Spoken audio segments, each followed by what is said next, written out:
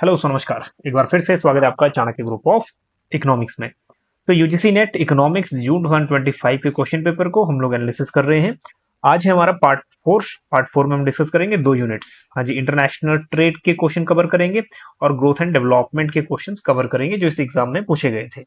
International trade से यहाँ पे 6 क्वेश्चन आए और ग्रोथ एंड डेवलपमेंट से भी 6 क्वेश्चन हम इसमें कवर करेंगे, है ना। इसी के पार्ट के कुछ न्यूमेरिकल्स हैं वो हम लोग मैथमेटिकल इकोनॉमिक्स में कवर करेंगे।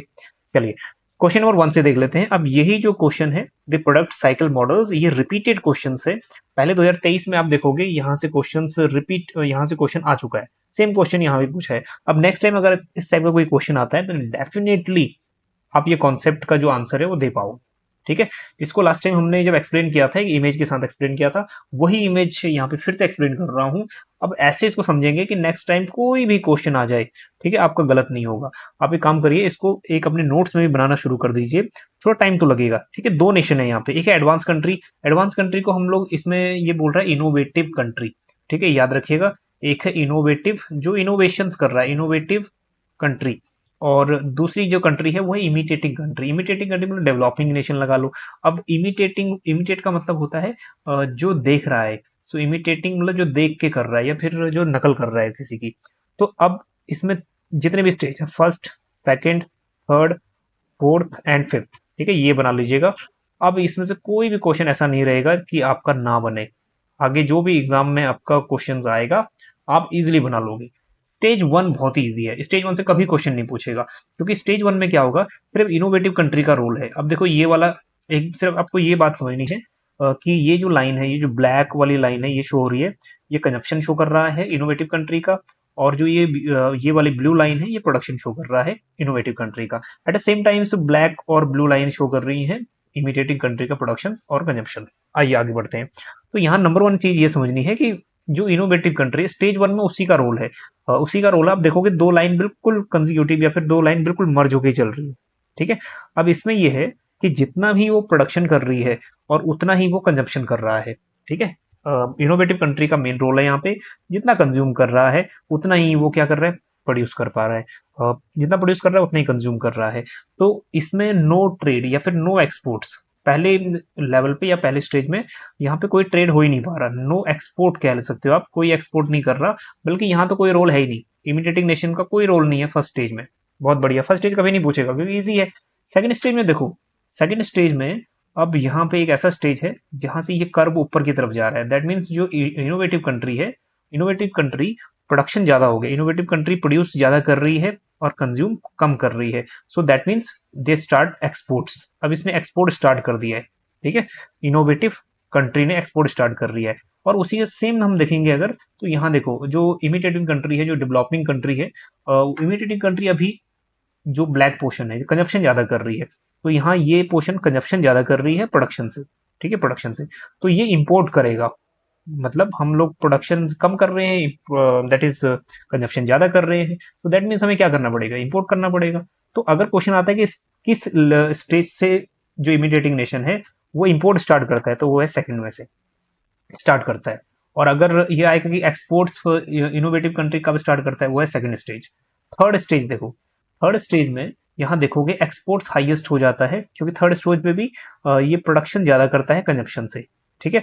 और एक्सपोर्ट्स, जो एक्सपोर्ट है जिसको हम एक्स बता रहे हैं, दैट इज एक्सपोर्ट, ये हाईएस्ट हो जाता है सेकंड स्टेज में। देखो एक्सपोर्ट यहाँ पे हाईएस्ट हो गया है, अब यहाँ पे हाईएस्ट हो गया।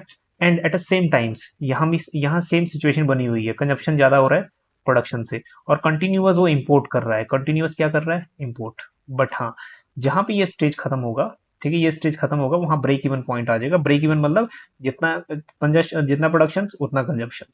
अब यहां से फोर्थ स्टेज की स्टार्टिंग होती है जो क्वेश्चन पूछा गया है। फोर्थ स्टेज में हमारा क्या होता है कि ये यहाँ पे जो फोर्थ स्टेज जो इनोवेटिव कंट्री है, इसका जो एक्सपोर्ट से फॉल डाउन शुरू होता है, ठीक है। अब यहाँ प्रोडक्शन तो ज्यादा है ही है, प्रोडक्शन ज्यादा है कंजप्शन से, और अब एक्सपोर्ट्स कम होना शुरू हो गया। एक्सपोर्ट है तो सही, लेकिन कम होना शुरू हो जाता है। देखो एक्सपोर्ट कम होना शुरू हो गया, और यहाँ पे ये फोर्थ स्टेज के एंड तक ये भी ब्रेक इवन पॉइंट पे आ जाते हैं, जहाँ कंजप्शन प्रोडक्शन एक दूसरे के बराबर हो जाता है इनके। अब इमिटेटिंग नेशन क्या करता है, इसी का फायदा उठाता है। इमिटेटिंग कंट्री है, यहाँ से अपना एक्सपोर्ट्स बढ़ाना शुरू करता है, ठीक है। कंजप्शन इसका कम हो गया, फोर्थ स्टेज में कंजप्शन इसका कम हो गया, और प्रोडक्शन ज्यादा हो गया। तो दैट मीन्स अब ये थर्ड नेशंस को या फिर कहीं दूसरे नेशंस को और अब एक्सपोर्ट्स कर सकता है। हाँ जी, तो यहीं से ही ये क्वेश्चन पूछा गया है in the international trade, which stage of imitating country starts underselling the innovating countries in the third market. अब ये कब अपना एक्सपोर्ट शुरू करेगा? Fourth stage. हाँ जी, कौन से स्टेज से? फोर्थ स्टेज से। अब क्वेश्चन ये भी आएगा कि इनोवेटिव कंट्री का मैक्सिमम एक्सपोर्ट कब होगा? तो मैक्सिमम हो जाएगा एक्सपोर्ट्स कब? फिफ्थ स्टेज में। ठीक है, और ये भी क्वेश्चन आएगा अब नेक्स्ट टाइम कि फिफ्थ स्टेज में क्या कंजप्शन, ये वाला जो इनोवेटिव कंट्री है तो उसका जो प्रोडक्शन कम हो गया और कंजप्शन ज्यादा हो गया। ठीक है, कंजप्शन ज्यादा हो गया। अब ये जो नेशन है, अब ये भी इंपोर्ट करना, धीरे धीरे इंपोर्ट करना भी शुरू कर देगा क्योंकि उसका कंजप्शन ज्यादा है। ठीक, और जो ये इमिटेटिंग नेशन है ये एक्सपोर्ट करना शुरू कर दिया। ठीक है, इस लेवल पे एक्सपोर्ट इसका मैक्सिमम हो गया। और यहाँ अब इसने क्या स्टार्ट कर दिया? इंपोर्ट करेगा क्योंकि उसका कंजप्शन ज्यादा है। ठीक है, इंपोर्ट कम है। तो ये 5 स्टेज है। यहाँ से बाहर क्या बनेगा क्वेश्चन? कोई भी स्टेज में से क्वेश्चन बने, आप इसको स्क्रीनशॉट ले लीजिए बस, है ना। इससे बाहर क्वेश्चन नहीं बनेगा, हो सकता है रिलेटेड बने। चलिए इसका स्क्रीनशॉट ले लेना। नेक्स्ट। ठीक है, ये सारे स्टेजेस हैं जो हमने डिस्कस किए हैं, इसको भी स्क्रीनशॉट ले लीजिएगा। चलिए आगे बढ़िए। क्वेश्चन नंबर 2 में देखो क्या आया, which of the following indicates the country B is a capital abundant country. अब एक क्वेश्चन में ही आंसर कई बार मिल जाता है हमें। कैपिटल अबंडेंट कंट्री वो होती है जहां पे कैपिटल अबंडेंट है, कैपिटल ज्यादा है एज कंपेयर टू लेबर। ठीक है, कैपिटल अबंडेंट है, सो दैट मीन्स कैपिटल और लेबर दो ही फैक्टर हैं। सो कैपिटल ज्यादा है तो उस कंट्री में हमेशा दो चीजें याद रखना, एक कैपिटल लेबर रेशियो हाई रहेगा। कैपिटल लेबर रेशियो हाई का मतलब है you are using more capital than labour. Capital आप 20 यूज कर रहे हो, लेबर आप 10 यूज कर रहे हो। ठीक है, नेक्स्ट। जब भी कैपिटल बढ़ेगा, दैट मीन्स कैपिटल ज्यादा होगा, तो उसका प्राइस जो है, ठीक है, जिस भी चीज की सप्लाई बड़ी होती है, सप्लाई बढ़ने के कारण उसकी प्राइस कम हो जाते हैं। ठीक है, अब यहाँ लॉ ऑफ सप्लाई बीच में मत लेके आना। जैसे यहाँ पे एक आयरन लोहा है, ठीक है, लोहा और सोना, दोनों में सप्लाई किसकी कम है? ऑब्वियस सी बात है, सप्लाई सोने की कम है। तो सोने की सप्लाई कम होने की वजह से प्राइस बहुत ज्यादा है। ठीक है, और लोहा अबंडेंट है, लोहे की सप्लाई बहुत ज्यादा है, बट प्राइस, इसीलिए प्राइस कम है। बस वही फैक्टर यहाँ भी काम करता है, कैपिटल अबंडेंट होने के कारण उसका प्राइस कम है। ठीक, अब आते हैं आगे क्वेश्चन पे। चलिए, तो नंबर 1 में ये है कि यहाँ पे बी कंट्री और ए कंट्री। नंबर 1 दिया हुआ है टोटल कैपिटल, टोटल लेबर। थोड़ा समझ लेते हैं इसको। दैट इज कैपिटल डिनोट कर रहे हैं हम के से, capital labour of B country and capital labour of A country. अब इसमें एक बात ध्यान दीजिएगा, जिस भी कंट्री में कैपिटल लेबर रेशियो ज्यादा रहेगा तो दैट मीन्स वो ज्यादा कैपिटल यूज कर रहा है। जैसे ये 10 यूज कर रहा है कैपिटल बी कंट्री और 5 यूज कर रहा है लेबर। ठीक है, और दूसरी कंट्री इसका अपोजिट कर लो, 5 यूज कर रही है कैपिटल और लेबर यूज कर रही है 10। तो इसका हम रेशो देखेंगे 0.5 आएगा और इसका हम रेशो देखेंगे तो 2 आएगा। ठीक है, तो हमेशा उस नेशन में जहां पे कैपिटल अबंडेंट है, कैपिटल लेबर रेशियो ज्यादा होगा। यहाँ पे 2 है और यहाँ पे 0.5 है। तो कहने की बात यह है कि बी कंट्री में, ठीक है, कैपिटल लेबर रेशियो ज्यादा। तो ये वाला जो मोर ऑफ साइन है ये बिल्कुल सही है। ठीक है, बी कंट्री का, क्योंकि अबंडेंट कौन सी है? बी। अगर हम ये करेंगे एरो इस साइड तो ए कंट्री अबंडेंट हो जाएगा, तो ए कंट्री क्वेश्चन तो है ही नहीं, है ना। तो इसलिए बी हो गया गलत, ए हो गया सही। नेक्स्ट, तीसरी चीज हमें ये समझनी है इसमें, द प्राइस। अभी हमने डिस्कस किया था कि कैपिटल अगर सप्लाई बढ़ रही है तो कैपिटल का प्राइस क्या होगा? प्राइस कम हो जाएगा।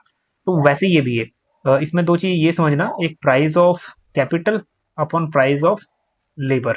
ठीक है, और दूसरा बी कंट्री, और ये है हमारा price of capital and price of labour of A country. तो जाहिर सी बात है हमेशा प्राइजेस जो है वो कम रहेंगे।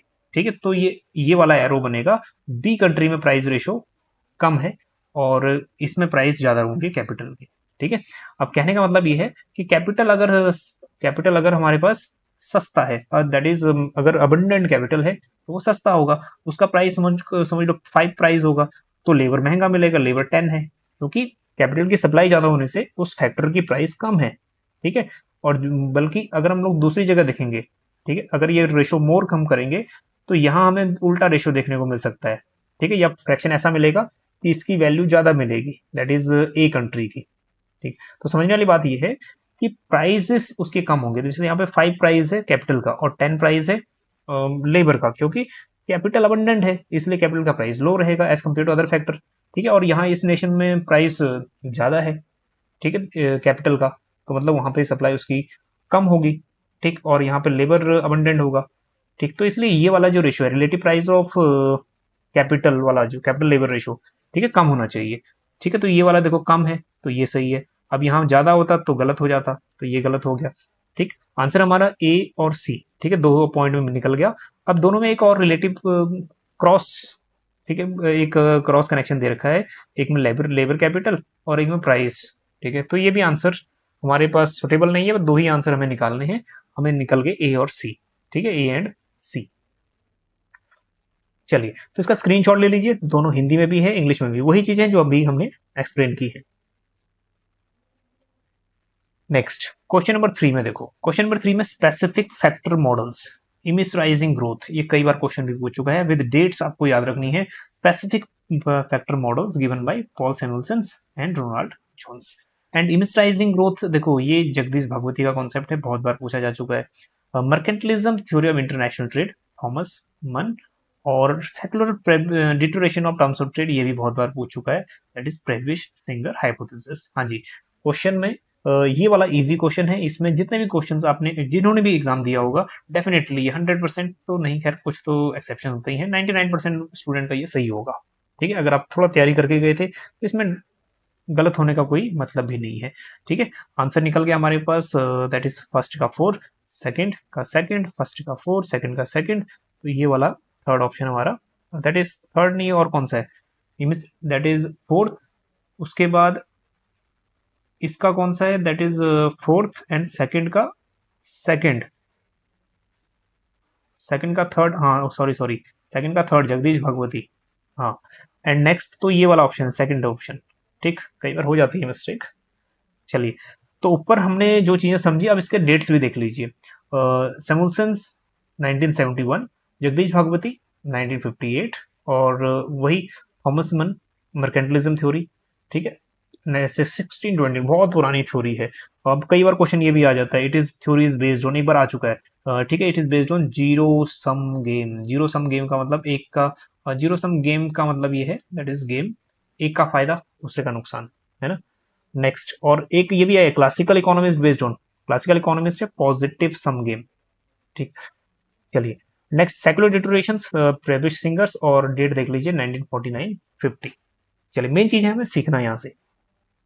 नेक्स्ट, नेक्स्ट क्वेश्चन आ गया, स्टॉपलर सैमुअल्सन थ्योरम पोस्टुलेट्स दैट। इससे पहले भी स्टॉपलर सैमुअल्सन से क्वेश्चंस बन चुके हैं।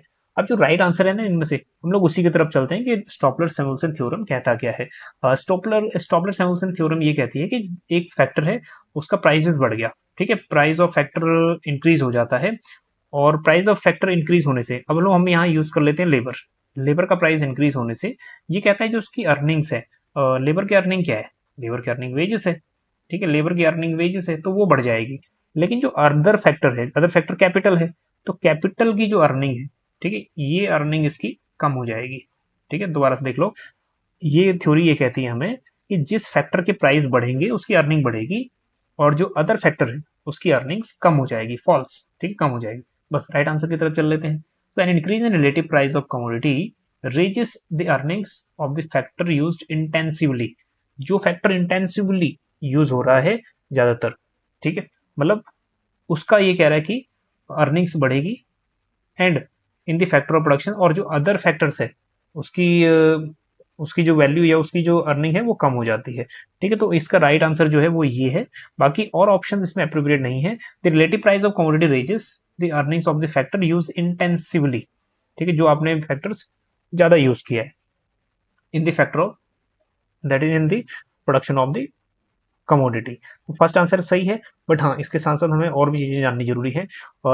सैमुअल्सन की थ्योरी, ये पहले क्वेश्चन बन चुका है पीजीटी लेवल पे भी, ये डील करता है चेंज इन इनकम डिस्ट्रीब्यूशन, और ये इंपॉर्टेंट है, यूजीसी में ही पूछा गया है पीछे भी। अगर ये फ्री ट्रेड होगा, अगर यहाँ पे कोई टैरिफ्स नहीं होंगे, अनरिस्ट्रिक्टेड ट्रेड है, तो इसमें क्या होगा, अबंडेंट फैक्टर जो है, ठीक है, जिसकी सप्लाई बहुत ज्यादा है, वो बेनिफिट होगा, और स्कार्स सेक्टर्स को हर्ट होगा, ठीक है। स्कार्स सेक्टर के लिए फ्री ट्रेड सही नहीं है, कह रहा है, जो अबंडेंट फैक्टर है उसके लिए सही है। लेकिन जैसे ही टैरिफ आ जाएगा, अगर टैरिफ आ जाएगा तो क्या होगा, तो real returns of scarce nations increase होने शुरू हो जाएंगे, और अबंडेंट नेशंस सफर करेगा। ये क्वेश्चन पीवाईक्यू है यूजीसी का ही। चलिए, बाकी इसको आप स्क्रीनशॉट ले लीजिए, ये वही बात है। ये थ्योरी कहती क्या है? Again stop loss-Samuelson theorem is a part of HO theory. Next अब ये क्या कहती है? When the price relative price of the goods rises the real returns to the factor used intensively in the producing that goods is also rise। कह रहा while returns जो returns दूसरे factor से मिल रहे हैं वो फॉल हो जाएंगे। ठीक है, एग्जांपल समझ लो। कह रहा है if the price of the labor intensive goods increases, एक labor intensive goods है उसके प्राइस बढ़ गए और तो उससे क्या होगा? वेज अर्निंग बढ़ जाएगा। ठीक है, इंक्रीज कैपिटल रिटर्न्स जो अदर फैक्टर है उसके डिक्रीज हो जाएंगे। बस यही थ्योरी कह रही है। चलिए इसको स्क्रीनशॉट ले लीजिए, बाकी एजम्पशंस भी ठीक है अपने नोट्स में नोट कर लेना। चलिए फिफ्थ क्वेश्चन आ गया, arrange the following round of chronological orders. अब इसमें राउंड्स इन क्रोनोलॉजिकल ऑर्डर, ये rounds different different WTO gets वगैरह से रिलेटेड। ठीक है, इसमें जो राइट आंसर है सीधा उसी पे चलते हैं। Number of millennium round of trade negotiations. ठीक है, इसका डेट देख लो 1999। ठीक, और नेक्स्ट है दोहा राउंड। अब दोहा राउंड ये इंपॉर्टेंट भी है। दोहा राउंड दैट इज 2001 से प्रेजेंट तक चल रहा है, तो यही लेटेस्ट मान के चलो आप 2001। उरुग्वे राउंड ये भी इंपॉर्टेंट है क्योंकि यहीं से ही WTO का क्रिएशन हुआ था जो 1995 में ठीक है सेटअप हो गया था। ठीक है, बातें शुरू होने की थी 1986 से ही। चलिए इसी में कुछ इंटेलेक्चुअल प्रॉपर्टी राइट जैसे ट्रिप्स है, एग्रीकल्चर है, ये सब चीजें इसमें भी कवर होती हैं। और नेक्स्ट उरुग्वे राउंड कब आया? 1986 to 1994। Next Kennedy round 1964 to 67। और नेक्स्ट टोक्यो राउंड 1973। ये नेक्स्ट एग्जाम के लिए भी आप याद रखना। ठीक, कोई क्वेश्चन इस टाइप का बनना चाहे। चलिए तो अगर हम लोग क्रोनोलॉजी इसको सेट करेंगे तो क्वेश्चन आपने देखोगे कैनेडी राउंड 1964 डी सबसे पहले है, फिर उसके बाद हमें मिलता है 1973 दैट इज ई। फिर अगेन हम लोग मूव करते हैं आगे तो हमें देखने को मिलेगा that is C Uruguay round, and उसके बाद ए, एंड ए के बाद हमें देखने को मिल गया that is B, Doha round B. ठीक है, so DECAB fourth one is correct. अब इन्होंने देखो कितना स्मार्ट है, ये तीन ऑप्शन यहाँ तक बिल्कुल सेम सेम दिए हुए हैं सभी में। ठीक, तो बहुत गेम खेलता है यूजीसी भी। चलिए अब आगे बढ़ते हैं, इसका स्क्रीनशॉट ले लीजिए। नेक्स्ट क्वेश्चन नंबर 6 है ये, arrange the following crisis in chronological order. अब अगेन ये क्राइसिस, ठीक है, अब ये क्राइसिस फिर से इनको देख लेते हैं इनकी डेट्स। अब हमें मेन चीज क्या है? हमें मेन चीज ये सीखनी है कि इसका अप्रोप्रिएट आंसर क्या है कि नेक्स्ट टाइम हमारे काम आ जाए। ठीक है, ओपेक ऑयल क्राइसिस शुरू हो जाते हैं 1973 एंड 1979, दो बार 1973 एंड 1979, ये याद रखिएगा। अच्छा, OPEC oil and petroleum exporting countries जो हैं यहाँ पे 12 नेशंस कंट्रीज हैं इनकी। ठीक है, इसमें जो सबसे ज्यादा बड़े बड़े कंट्रीज हैं ईरान, इराक, कुवैत, जहां जो ओवरऑल जो ट्रेड है इनका 36% to 38% तक ये ऑयल एक्सपोर्ट करते हैं वर्ल्ड में। चलिए तो यहाँ पे ये क्राइसिस ओपेक नेशंस में कुछ क्राइसिस आ जाते हैं। नेक्स्ट इंटरनेशनल डेब्ट क्राइसिस, हाँ जी 1982। Next east Asian financial crisis, तो ये हो गया 1997, याद रखिएगा। नेक्स्ट अर्जेंटीनियंस इकोनॉमिक क्राइसिस 1999 से लेके 2002 तक। Next eurozone crisis, 2009। हाँ जी, अगर हम सीक्वेंस देखेंगे इसका 73, 82, 97, 99, तो ABCD इसमें करेक्ट सीक्वेंस बन गया हमारा ABCDE। ठीक है, मेन मोटिव हमारा फिर से वही है कि इन चीजों को सीखना। चलिए नेक्स्ट ग्रोथ एंड डेवलपमेंट में देखो क्वेश्चंस यहाँ से भी कुछ इजी थे और कुछ क्वेश्चन ट्रिकी थे। खैर नंबर 1 क्वेश्चन यही है, arrange the following publications in chronological order. हालांकि ये क्वेश्चंस इजी है बट इसमें क्रोनोलॉजी सेट करके ना इन्होंने बहुत कॉम्प्लिकेटेड बना दिया इसको। इसमें अगर हम इसमें क्रोनोलॉजी देखेंगे तो आपको डिफरेंट डिफरेंट ईयर्स बिल्कुल पास पास ही मिलेंगे, ईयर्स कॉम्पिटेटिव बन गया ये। अच्छा, theory of economic growth by Arthur Lewis 1955, याद रखना। Next contribution of the theory of economic growth Robert Solow 1956, एक साल का ही फर्क है। ठीक, next the stage of economic growth, ठीक, a non communist manifesto by Rostow. ठीक है, रोस्टो की थ्योरी 1960, रोस्टो अब वही है स्टेजेस ऑफ ग्रोथ। एक क्वेश्चन और आया था इसमें से, एशियन ड्रामा, ये भी बहुत बार क्वेश्चन पूछा जा चुका है, किसने दी थी theory. And inquiry into the poverty of the nations by Gunnar Myrdal, इसकी भी डेट लिख लो 1960 8। और नेक्स्ट हिर्शमैन की थ्योरी है स्ट्रेटजी ऑफ इकोनॉमिक डेवलपमेंट, ठीक है, 1958। अब नेक्स्ट आएंगे इंडिविजुअल थ्योरी भी पूछ सकता है, पॉसिबिलिटी है, ठीक। तो सबसे पहले देखो थ्योरी आई है ए, ठीक है, 1955। फिर आई है बी, 1956। फिर उसके बाद ये थ्योरी आ जाती है हमारे पास, दैट इज ई। अब ये 1 2 3 4 नहीं, ये A B C D and E है, ठीक। नेक्स्ट ई, नेक्स्ट आ जाती है हमारे पास सी, ठीक है, 1960। और 1968 मिडल की थ्योरी 1968। सो लास्ट में हमारे पास ये रह गया, that is D, A B E C D, ठीक है, A B E C D, fourth one is correct. So ये स्क्रीनशॉट ले लीजिए, ठीक है, नेक्स्ट टाइम थोड़ा हेल्प रहेगा आपके लिए। चलिए नेक्स्ट क्वेश्चन इसमें से, नेक्स्ट अकॉर्डिंग टू रोस्ट्रो, अब रोस्ट्रो ग्रोथ थ्योरी भी आ गया, ठीक है। और इसमें ये वाला क्वेश्चन जो है इस टाइप का पहले नहीं पूछा था, खैर इस बार पूछ लिया। Any industry can play the role of leading sector. अब ये कह रहा है कि कोई भी इंडस्ट्री रोस्ट्रो के हिसाब से अगर लीडिंग रोल प्ले करेगी तो उसमें in take off stage providing the following condition, कौन कौन सी कंडीशन चाहिए भाई। ये जो क्वेश्चन है ना, ये अगर थोड़ा सा इस पे हम लोग क्वेश्चन को ये स्टेटमेंट समझ लें तो आंसर आपका खुद ब खुद बनना शुरू हो जाएगा। पहले आपको ये समझना है कि रोल ऑफ लीडिंग सेक्टर हमेशा वो रहेगा, लीडिंग सेक्टर वो रहेगा कि जहाँ पे जो इंडस्ट्रियल सेक्टर है, लीडिंग सेक्टर वो रहेगा जो पुराना फर्म है और काफी समय से वहां पे काम कर रहा है, ठीक है, तभी तो लीडिंग बन पाएगा। एक चीज तो माइंड में ये बिठानी है। दूसरा टेक ऑफ, ये थर्ड स्टेज है हमारा टेक ऑफ। पहला स्टेज हमारा यही से देख लेते हैं, दैट इज ट्रेडिशनल सोसाइटी, ठीक है, most people's work in agriculture sector में काम करते हैं। फिर नेक्स्ट बढ़ते बढ़ते हम लोग एग्रीकल्चर से मूव किए precondition of take off. Precondition of take off में गवर्नमेंट इन्वेस्ट करता है इंफ्रास्ट्रक्चर पे। ये हमारा वो टाइम था जो थर्ड 5 ईयर प्लान 1961 टू 66 वाला था, ठीक है। तब हमने 1956 सेकंड प्लान में भी खर्चा करना शुरू किया हैवी इंडस्ट्रीज की तरफ। फिर थोड़ा थोड़ा infrastructure, third fourth fifth plan में हम लोग ये स्टेज में एंटर करके, that is precondition of take off. अभी हम लोग इंडिया जो है इस कंडीशन में है, that is take off stage, जहां पे इन्वेस्टमेंट एंड ग्रोथ पे बात होती है। एंड फोर्थ स्टेज आ जाता है डिराइव टू मेच्योरिटी, जहां पे टेक्नोलॉजी हो used through out the, technology काफी यूज हो रहा है। अब जो यूएसए वगैरह है इसको ही पास कर गए, वो है high mass consumption, level of high mass consumption. वहां पे देखो आराम से इंजॉय कर रहे हैं वो अपनी जिंदगी। वहां पर कैपिटल इनकम कितना है, 87,000 यूएस डॉलर, ठीक है, 86 और 87,000 US dollar per year, per capita income. But हम इंडिया की अगर बात करें तो इंडिया में ये 2500 2600 बनता है per capita income, that is dollars में पर ईयर का। तो कहाँ हम लोग कंपेयर करें, है ना, यूएसए के साथ। यूएसए हमसे कहीं ना कहीं 50 साल आगे है, तो पर कैपिटा इनकम में तो हम लोग कंपेयर कर ही नहीं सकते। इट इज मोर देन 30 गुना से भी ज्यादा है ये। चलिए आगे बढ़ते हैं। अब इंडिया में पॉपुलेशन इतनी है, ये फैक्टर है। अब देखते हैं सोल्यूशंस की तरफ। कह रहे थे market for the product is expanding rapidly.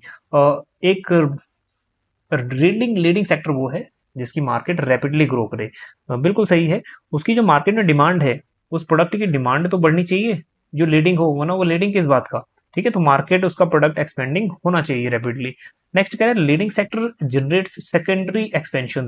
देखो एक होता है बैकवर्ड लिंकेज, एक होता है फॉरवर्ड लिंकेज। बैकवर्ड लिंकेज ये है कि हम लोग रॉ मटेरियल प्रोड्यूस कर पा रहे हैं, जैसे लेदर है, ठीक है, उसका प्रोडक्शन कर रहे हैं, और लेदर से ही आप लोग क्या कर रहे हैं, शूज बना रहे हैं, ठीक है, फाइनल प्रोडक्ट बना रहे हैं, फाइनल प्रोडक्ट। तो वो है आपका secondary expansion.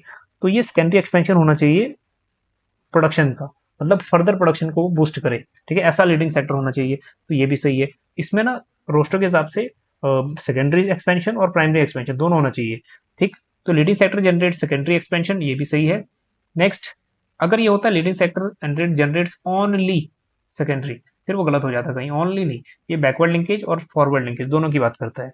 Next, the sector has an adequate and continual supply of capital from ploughed back profits. Ploughed back profit ये होता है कि जितना भी आपने इन्वेस्ट किया, जितना भी आपने प्रॉफिट किया, ठीक है, उस प्रॉफिट को री इन्वेस्ट करो, उसको री इन्वेस्ट करो, ठीक है। तो इसको हम बोलते हैं प्लफ्ड बैक प्रॉफिट्स, ठीक है। तो ये रोस्टो ये भी बात करता है कि जितना आप इन्वेस्ट कर रहे हो, जितना आप प्रॉफिट अर्न कर रहे हो, उसको री इन्वेस्ट भी करो अदर सेक्टर्स में, ठीक है। तो लीडिंग सेक्टर वही है, या लीडिंग इंडस्ट्री वही है जो री इन्वेस्ट करे, ठीक है। तो ये भी करेक्ट है।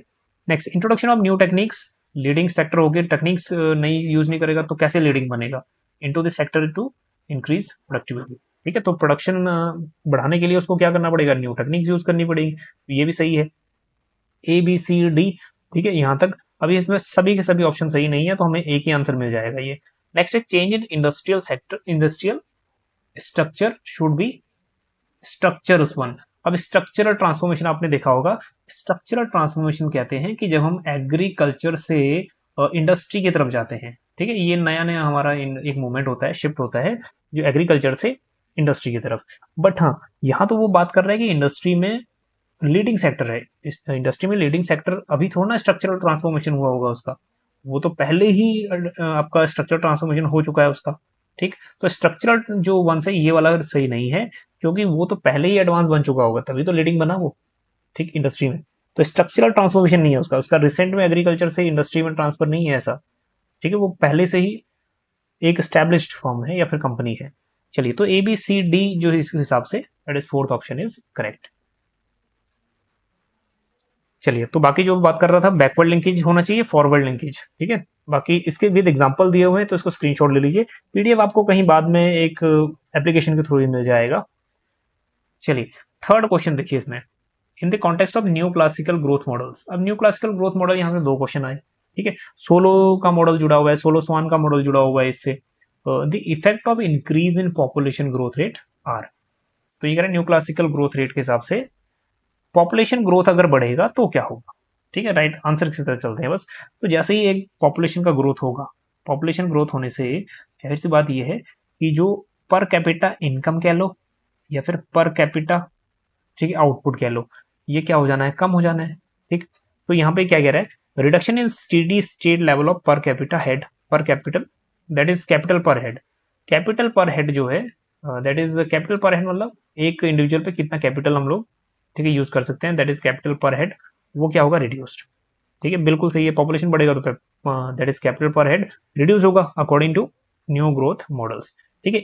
अगर आप लोग थोड़ा इमेजिन करो तो ये स्टेटमेंट वैसे ही सही लगता है, क्योंकि जैसे ही हम लोग पॉपुलेशन बढ़ेगी तो steady state level of capital per head वो भी डाउन होगा। अच्छा, स्टेडी स्टेट लेवल वो होता है कि जब आपका एक ग्रोथ कॉन्टिन्यूस, धीरे धीरे धीरे कॉन्टिन्यूस हो रहा है, ठीक है, ऐसा नहीं है कि वो कभी कम हो रहा है कभी ज्यादा हो रहा है, ये नहीं, ठीक है, कॉन्टिन्यूस ग्रोथ, वो भी धीरे धीरे।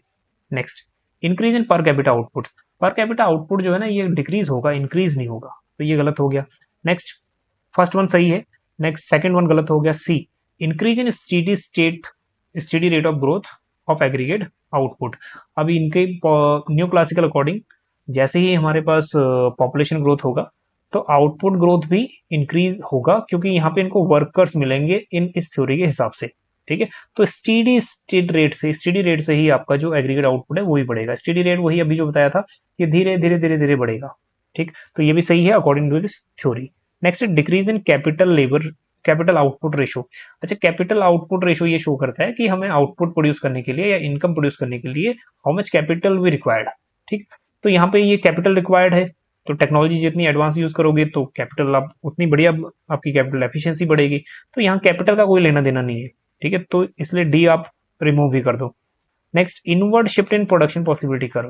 प्रोडक्शन पॉसिबिलिटी कर्व इनवर्ड मतलब बैकवर्ड शिफ्ट होगी ऐसा बोल रहा है, लेकिन इसमें पॉपुलेशन चेंज, पॉपुलेशन इंक्रीज है, तो यहाँ पे कोई हमारे पास ऐसा नहीं है कि जिसमें से रिसोर्सेज रिड्यूस हो रहा है हमारा, जिससे कि वो बैकवर्ड आए, या फिर प्रोडक्शन कम हो रहा है जिससे ये बैकवर्ड आए, ठीक। तो ये भी अप्रोप्रिएट नहीं बन रहा, तो हमारे पास ए और सी, ठीक है, अप्रोप्रिएट है। बाकी थोड़ा सा आप मैच करेंगे ऑप्शंस को, आपको ना सही ऑप्शंस मिल जाएंगे, बट हाँ, थोड़ा इसमें टाइम लगता है, बट थोड़ा बहुत आपको प्री नॉलेज या फिर थोड़ा स्टडी करने की जरूरत पड़ेगी, ठीक है, कॉन्सेप्ट की। चलिए, बाकी इसका स्क्रीनशॉट ले लीजिएगा। क्वेश्चन नंबर 4 देखो क्या आया, according to new classical growth model, Solow Swan model फिर से आ गया, repeat, new classical growth theory. अब कह रहा है इंक्रीज इन सेविंग रेट। हाँ जी, पिछला जो क्वेश्चन था वो कह रहा था इंक्रीज इन पॉपुलेशन, अब ये कह रहा है इंक्रीज इन सेविंग्स, जब सेविंग बढ़ेगा तो क्या होगा, ठीक है। इस थ्योरी के हिसाब से जो है, जैसे ही थ्योरी सेविंग बढ़ेगा, हाँ जी, क्लासिकल के हिसाब से saving is equal to investment, saving बढ़ेगा तो ये शॉर्ट टर्म में आपका इन्वेस्टमेंट भी बढ़ाएगा, इन्वेस्टमेंट बढ़ाएगा तो आपका जो लेवल ऑफ आउटपुट है, ठीक है, वो भी बढ़ाएगा, ठीक है, ये शॉर्ट टेम्परेली ये भी बढ़ाएगा।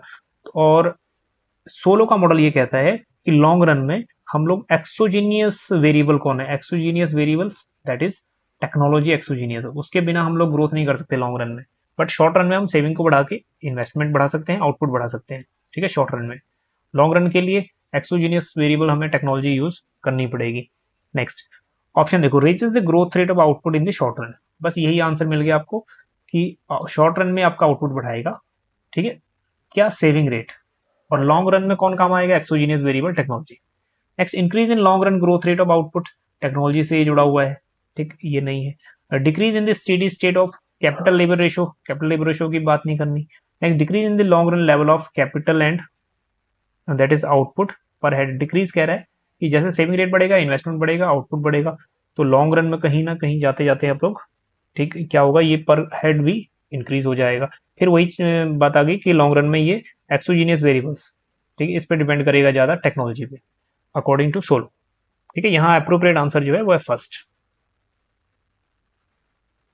चलिए सेम चीज है जो हमने एक्सप्लेन की थी, इसको स्क्रीनशॉट ले लीजिएगा। देखो increase in long run growth rate, अभी कह रहे हैं solo models without technological progress. जो थर्ड वेरिएबल या फिर एक्सोजीनियस वेरिएबल है वो टेक्नोलॉजी, कह रहा है उसके बिना long run growth rate per capita output हो जाएगा 0, ठीक। चलिए इसको भी साथ साथ स्क्रीनशॉट ले लीजिए। चलिए फिफ्थ क्वेश्चन देखो, which of the following is not correct about Harrod Domar model of economic growth. कौन सा इसमें सही नहीं है एचडी मॉडल के हिसाब से। नंबर 1 ऑप्शन में है the natural rate of growth is made up of growth of labour force plus labour productivity. Natural growth rate एक हो गया हमारा एक्चुअल ग्रोथ रेट, दूसरा हो गया हमारा वारंटेड ग्रोथ रेट, थर्ड हो गया नेचुरल ग्रोथ रेट। देखो नेचुरल ग्रोथ रेट में प्रोडक्टिविटी वहां पे बढ़ रही है नेचुरली, तो यहाँ पे दोनों चीजें इसमें इंक्लूड होगी, लेबर फोर्स भी और लेबर प्रोडक्टिविटी भी, ठीक है, तो ये ऑप्शन सही है। Next if actual growth rate is greater than warranted growth rate, अब ये कह रहा है अगर G is more than G W, then ये क्वेश्चन पहले ही पूछ चुका है, अगर G is more than G W होगा देन जी है हमारे पास ग्रोथ रेट ऑफ इनकम, ठीक है, ग्रोथ रेट, और जी डब्ल्यू है ग्रोथ रेट ऑफ आउटपुट। तो इनकम अगर ज्यादा बढ़ेगी हमारी, एग्रीगेट डिमांड बढ़ेगा, एंड एग्रीगेट डिमांड बढ़ेगा so there would be inflation, ठीक है, इन्फ्लेशन आएगा, ये क्वेश्चन पूछ चुका है ऑलरेडी। नेक्स्ट अभी कह रहा है then G can continue diverge from G W, तो जी और जी डब्ल्यू में डाइवर्स मतलब डिफरेंस आना शुरू हो जाएगा, अंटिल कब तक आएगा ये difference, until it hits natural rate of that is G N, तब तक ये आएगा जब तक इट हिट्स ये जी एन के बराबर नहीं हो जाता, या फिर जी एन एक लॉन्ग रन में ऐसी सिचुएशन आ जाएगी जहां ये तीनों एक दूसरे के बराबर नहीं हो जाते, ठीक। मतलब एक जिसको full employment labour of capital required कह रहे हैं ये वाली, ठीक है, इक्वेशन हमारी जो इक्विलिब्रियम है, ये भी कह लो जो एच डी मॉडल है, ठीक है, एच डी मॉडल में मेन इक्वेशन यही है, G equal to G W equal to G N, ठीक, ये तीनों एक दूसरे के बराबर, ठीक, तो ये वाला ऑप्शन भी सही है, फुल एम्प्लॉयमेंट लेवल पे ये हो जाएंगे, ठीक। और नेक्स्ट बचा हमारे पास ये भी सेकंड वाला भी करेक्ट है। Next G can be greater than G N in long run, long run में पॉसिबिलिटी है कि ये तीनों बराबर हो जाए, G is equal to G W is equal to G N, ठीक, तो ये कह रहा है कि ग्रेटर देन जी एन, तो ये भी सही नहीं है, ठीक।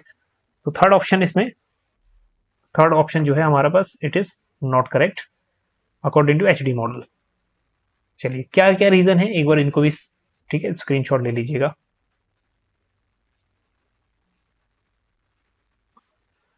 चलिए नेक्स्ट क्वेश्चन 6 है इसमें लास्ट क्वेश्चन। अगेन ये वाला क्वेश्चन जो है ना फर्स्ट टाइम ऐसा क्वेश्चन पूछा गया है, इससे पहले ये क्वेश्चन कभी नहीं पूछा। इसमें कार्डोर का first law, second law, third law and Okun's law, इनकी कुछ प्रॉपर्टीज कह लो या फिर कुछ इक्वेशंस कह लो, वहां से पूछ लिया। बस ये ध्यान रखना है, अगर आपको सिर्फ ये पता है कि कौन सा लॉ क्या कहता है, ठीक है, तो आप आंसर दे पाओगे। अब नेक्स्ट एग्जाम में यहाँ से क्वेश्चन ना आ जाए तो इन चार चीजों को याद रखना, क्वेश्चन कहीं से भी आ जाए इसको आप इजिली कर लोगे, ठीक है। एक चीज तो पहले ये ध्यान रखना कि क्वेश्चन पूछ क्या रहा है, एक्सप्रेशंस क्या है, जीएम, जीएम ये शो कर रहा है कि मैन्युफैक्चरिंग ग्रोथ रेट आउटपुट, और growth GDP growth, G GDP that is G GDP ये शो कर रहा है ग्रोथ रेट ऑफ जीडीपी, और उसके बाद ये वाला that is P N M ये शो कर रहा है प्रोडक्टिविटी इन आउटसाइड मैन्युफैक्चरिंग, और P M productivity in manufacturing, ठीक है, ये शो कर रहा है पीएम प्रोडक्टिविटी इन मैन्युफैक्चरिंग। चलिए अब शो करते हैं। अब देखो फर्स्ट लॉ क्या कहता है कार्डोर्स का, कहता है कि जीडीपी ग्रोथ जो है, ठीक है, ग्रोथ रेट ऑफ जीडीपी, हाँ जी ये वाला growth rate of GDP depend करता है मैन्युफैक्चरिंग आउटपुट ग्रोथ पे। तो मतलब कि जीडीपी की growth is equal to function of, किसका फंक्शन है, that is manufacturing output growth, manufacturing output growth मतलब जीएम, दैट इज जीएम, ठीक है, पहला हो गया। सेकंड लॉ इसका ये कहता है कि second law productivity in manufacturing, जो मैन्युफैक्चरिंग प्रोडक्टिविटी है दैट इज पीएम, यहाँ शो हो रहा है PM productivity in manufacturing. PM वो फंक्शन किसका है, वो डिपेंड करेगा, कह रहा है manufacturing output, again manufacturing output GM, ठीक है, इस पे डिपेंड करेगा। थर्ड जो लॉ है, अच्छा सेकंड लॉ को हम लोग वर्डून्स लॉ भी बोलते हैं। थर्ड लॉ जो है उसको हम बोलते हैं प्रोडक्टिविटी आउटसाइड मैन्युफैक्चरिंग। जो आउटसाइड मैन्युफैक्चरिंग है दैट इज जिसको हम पीएनएम शो किया हुआ है इसमें, पीएनएम, ये फंक्शन किसका है, ये फंक्शन है दैट इज मैन्युफैक्चरिंग ग्रोथ, वही जीएम जो ये आ गया दैट इज जी एम। बस अब नेक्स्ट वाला हमारे पास ओकोन्स लॉ है, ये ग्रोथ ऑफ आउटपुट और अनएम्प्लॉयमेंट चेंजेस को बताता है। जैसे आउटपुट ग्रोथ होगा अनएम्प्लॉयमेंट रेट डाउन जाएगा, तो यहीं से आपका आंसर मिल जाएगा। ठीक है, जीडीपी फर्स्ट है हमारा first law that is first law of growth, ये जीडीपी क्या था, फंक्शन ऑफ जीएम। ठीक है, तो ये आ गया function of that is GDP is equal to function of GM. ठीक है, ये बन गया। अब नेक्स्ट टाइम ये याद रखिएगा, सेकंड लॉ बन गया दैट इज पीएम। पीएम क्या बता रहा है, productivity in manufacturing functions of that is manufacturing output growth. ठीक है, तो ये हो गया that is PM is equal to G function of ये वाला जी एम।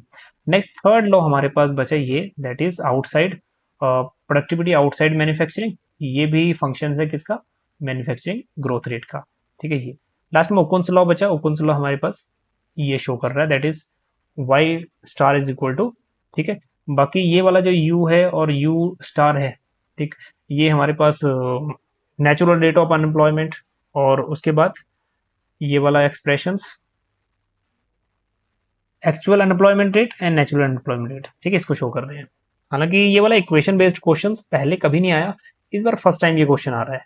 ठीक है, तो इसका स्क्रीनशॉट ले लीजिएगा, राइट आंसर यहीं से हमें मिल जाएगा, that is third one, that third.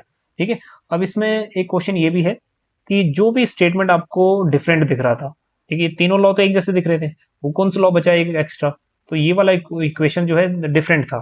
ठीक है, अगर हमें कुछ भी नहीं पता तो थोड़ा सा आइडिया हम ये लगा सकते थे कि ये इक्वेशन बाकी तीनों इक्वेशन से अलग है। ठीक, चलिए चलिए, तो इसको भी स्क्रीनशॉट ले लीजिएगा वन बाय वन। ठीक है, चारों आपको स्लाइड्स में चारों का एक्सप्लेनेशन मिल जाएगा। चलिए, तो इस सेशन में इतना ही, नेक्स्ट सेशन में हम लोग डिस्कस करेंगे जो रिमेनिंग क्वेश्चंस हैं।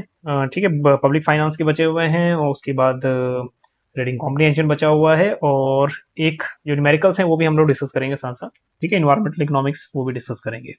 चलिए, इस सेशन में इतना ही, बाकी बने रहिएगा चाणक्य ग्रुप ऑफ इकोनॉमिक्स के साथ। मिलते हैं आपको नेक्स्ट सेशन में। Thank you so much.